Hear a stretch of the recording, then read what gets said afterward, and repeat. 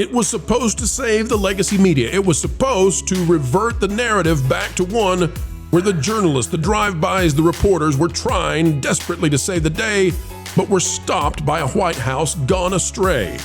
Today, we'll tell you how Jake Tapper's big tell-all book is doing nothing for the legacy media and is, in fact, even more killing CNN.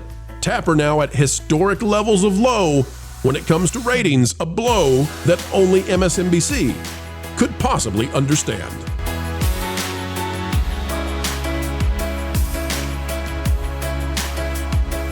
Hello, folks, and welcome back. We are ready to give you a PhD level of understanding into cable news and legacy media and why they are losing so badly today. There is no tuition required, for you are all on scholarship. Folks, as we dive in, click the like button, and I think you're going to really enjoy the latest, the comeuppance of the legacy media dinosaurs and one silly Jake Tapper. All right, out of Outkick today from Bobby Burek.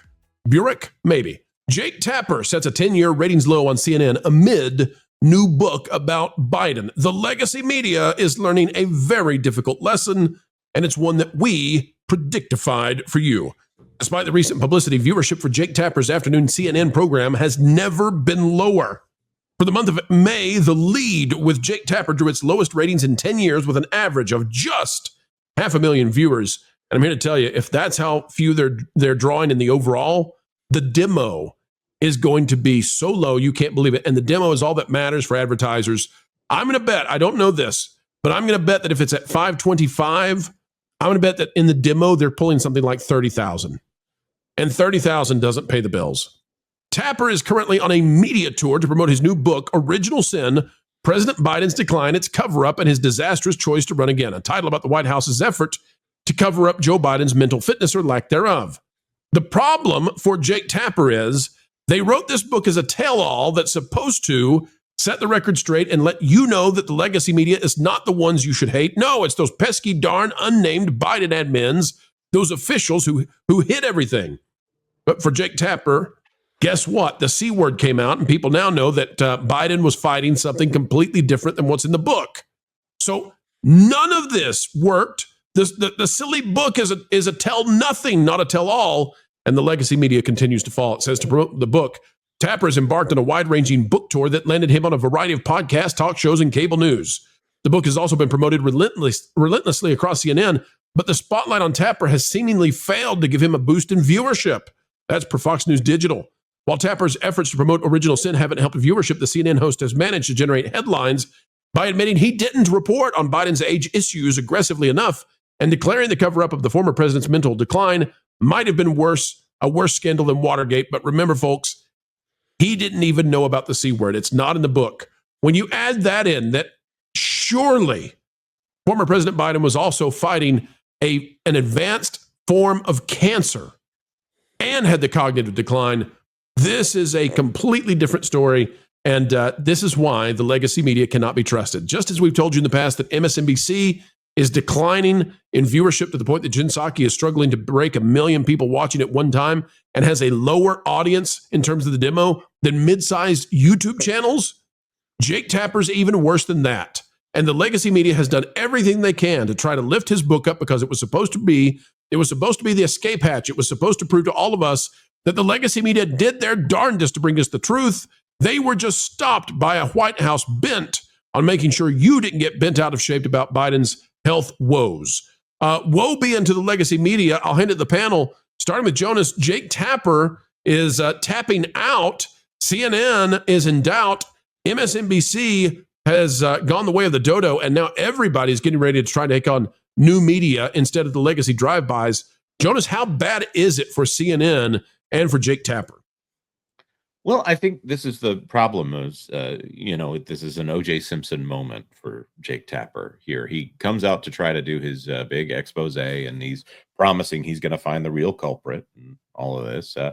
I think that Jake Tapper is one of the top names at CNN and is pretty much synonymous with CNN. So if he tries to say, no, it was those other people over there at the organization that I am one of the chief correspondents at, that doesn't really work. It would be like Sean Hannity coming out against Fox News, or President Biden coming out against the Biden administration. It's just silliness when it comes down to it.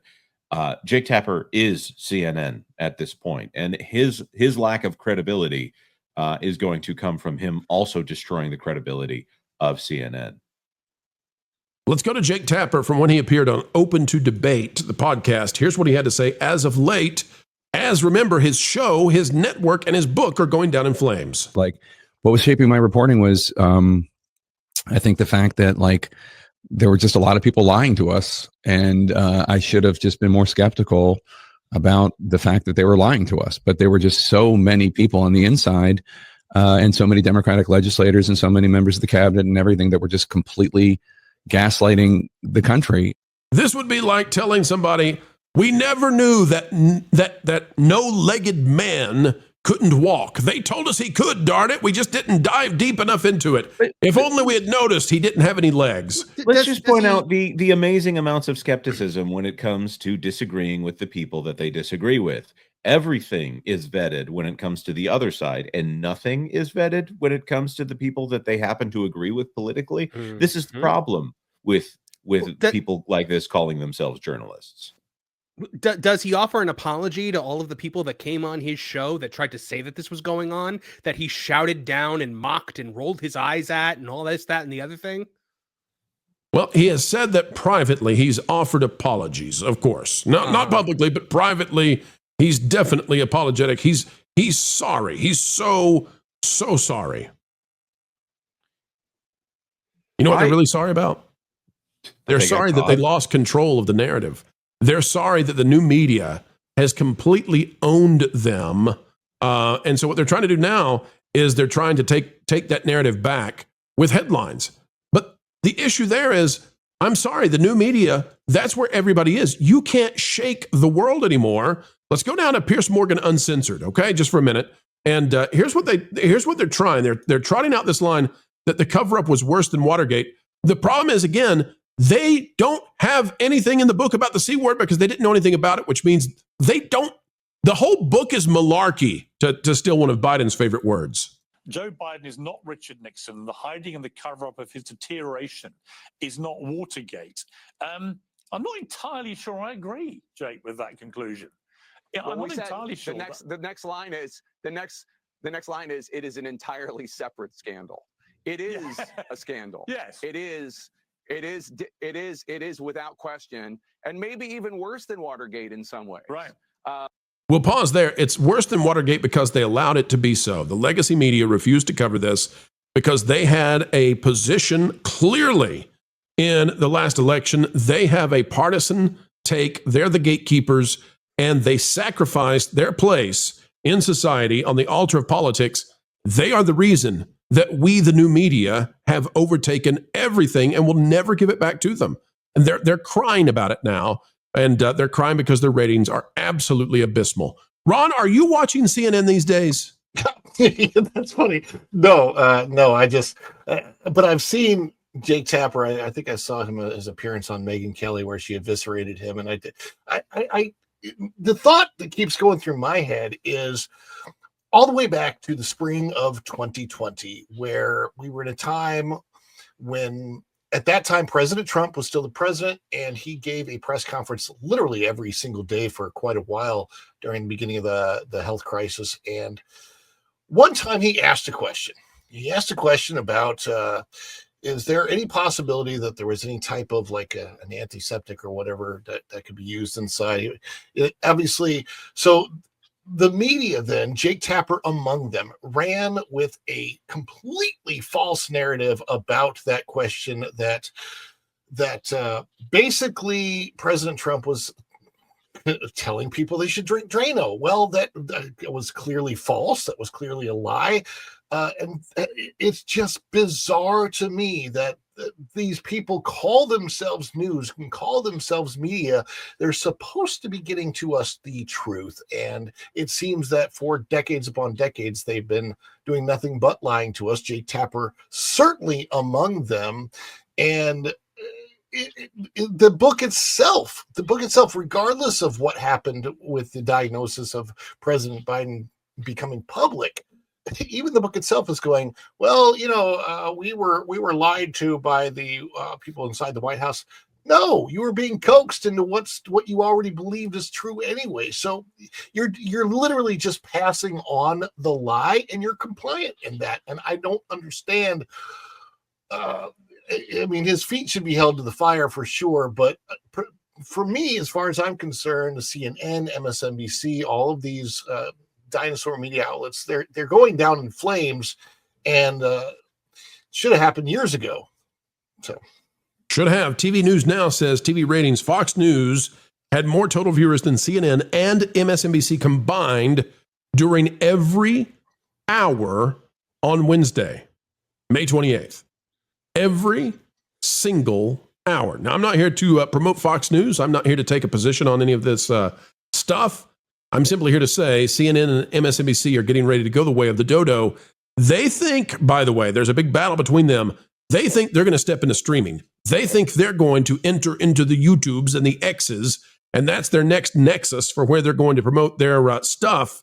I have a feeling they're not going to have enough of the right stuff to win there, because their journalists are not going to find people who care. The demo is gone. That means the young people are gone. That means the demographics have changed. MSNBC and CNN appear to me to be the octogenarian channels now, played mostly in airports and train stations. So unless you're a fan of Amway, good luck finding the hosts on CNN or MSNBC coming your way. Panel, any final thoughts on Jake Tapper having tapped out at CNN?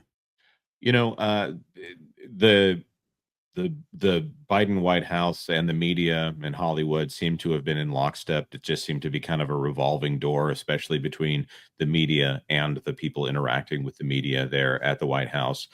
And the idea that no one there was talking, that just doesn't pass the sniff test in any real way. And the idea that Jake Tapper couldn't ask the entire time, well, is there anything to it whatsoever? Please go sell crazy someplace else. There you go. All right, folks, we'll keep an eye on it, but CNN, MSNBC continue to circle the drain. It's raining bad news every day over there with the Blues. Pulling Hollyweird to the sensible center, the mainstream middle where money is made is not easy, but folks, you make it easy to make videos each and every day, because sharing time with you is a great honor, and we never take it lightly. An attitude of gratitude every single time we have the chance to shine with you. Until the next time, we only ask that you click that like button, share, subscribe, click it, stick it to the algorithms. It is the notification bell. Drop a comment down below. Let us know your thoughts. And folks, don't worry about paying any kind of tuition for this free class and how entertainment works. You are on scholarship. Highest IQ on the internet. That's you for sure. Until the next time we have the opportunity to spend time together, folks, we just ask that you keep learning, keep growing, and as ever, keep having fun. Hey, Floral, guess what? You put a fork in Pro's microwave again. No, that was yesterday. I don't know that what. Oh, I've decided to give up on torturing Jonas. What? Why? In the same way the cat sleeps like 20 hours a day, that was like your purpose. I know, but I've decided there's bigger fish to fry. Okay. Like Lorne. I mean, think about it. Everybody loves him. He's a fan favorite, and frankly, he has almost no weaknesses I can find. Except that he's really smart. So, you want to annoy the one panelist without a single flaw, because he's smart. Yeah, like that winged statue at that fancy Paris museum thingy. I want to break the one thing that everyone loves most. So, kind of like the opposite of Rachel Zegler. Yeah, exactly. And I get to see her all the time at family reunions anyway. You get to see Rachel Zegler? Yeah. She's a total troll. Lives under a bridge, harasses billy goats, the whole 9 yards. It all makes sense now. Speaking of which, maybe she'll get me... I'm gonna call her on my... I'm gonna call her and see if she'll be in the next Indiana Jones. She should be the next Indiana Jones. That'll totally destroy Lord. He loves Indiana Jones. Oh, that's cruel.